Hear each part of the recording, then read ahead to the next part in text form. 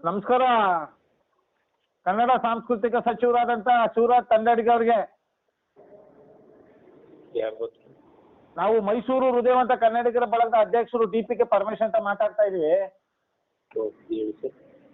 ಇವತ್ತು ನಿಮ್ದೊಂದು ಪತ್ರಿಕಾ ವರದಿ ನೋಡಿದ್ವಿ.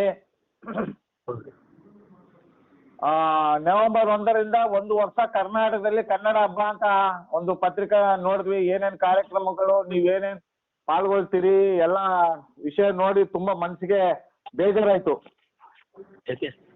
ನೀವು ಮೈಸೂರಿಗೆ ಒಂದ್ 2-3 ಸಾರಿ ಕನ್ನಡ ಸಂಸ್ಕೃತಿ ಇಲಾಖೆಗೆ ಸಂಬಂಧಪಟ್ಟಂಗೆ, ಕನ್ನಡ ಪ್ರಾಧಿಕಾರಕ್ಕೆ ಸಂಬಂಧಪಟ್ಟಂಗೆ, ಮೈಸೂರು ಮಹಾನಗರ ಸಂಬಂಧಪಟ್ಟಂಗೆ ನೀವು ಸಚಿವರಾದ್ಮೇಲೆ ಮೈಸೂರಿಗೆ ಒಂದ್ 3-4 ಸರಿ ಭೇಟಿ ಕೊಟ್ಟಿದ್ರಿ. ಈಗ ನಿಮ್ಮನ್ನ ಭೇಟಿ ಮಾಡ್ಬೇಕು ಅಂತ ಆದ ಸಂದರ್ಭದಲ್ಲಿ, ನಾವು ಬಿಡುವಿಲ್ದಿದ್ದ ಸಂದರ್ಭದಲ್ಲಿ ನಿಮ್ಮನ್ನ ಭೇಟಿ ಮಾಡಕ್ ಆಗ್ಲಿಲ್ಲ ನಾವು.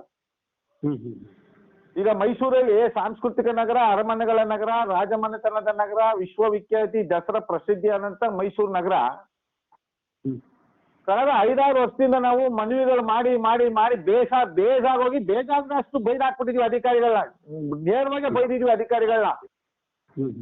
ಆದ್ರೆ ಇಲ್ಲಿ ತನಕ ಕನ್ನಡ ನಾಮಫಲಕಗಳ ಬಗ್ಗೆ ಯಾರು ಸಹ ಅಧಿಕಾರಿಗಳು ಸರಿಸಮನಾಗಿ ಯಾರು ಸಹ ಒಂದು ಆದೇಶ ಕೊಡಿಸ್ಲಿಲ್ಲ ಮೈಸೂರ್ಲಿ.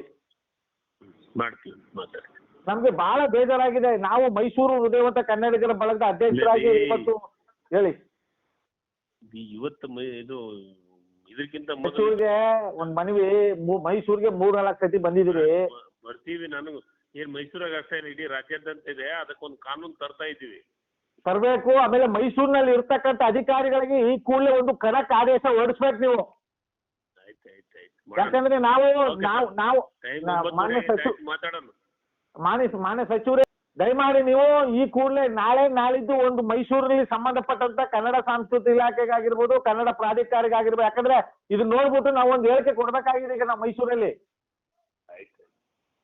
ನಮ್ಗೆ ತುಂಬಾ ಬೇಸರ ಆಗ್ತಿದೆ. ಆಯ್ತು, ಕರೆ ಮಾಡ್ತೀನಿ ಸಚಿವರ. ಧನ್ಯವಾದಗಳು. ರೆಡ್ ಬಟನ್ ಒತ್ತಿ ಫ್ರೀ ಸಬ್ಸ್ಕ್ರೈಬ್ ಆಗಿ, ಆಮೇಲೆ ಮಾತ್ರ ಮರಿಬೇಡಿ.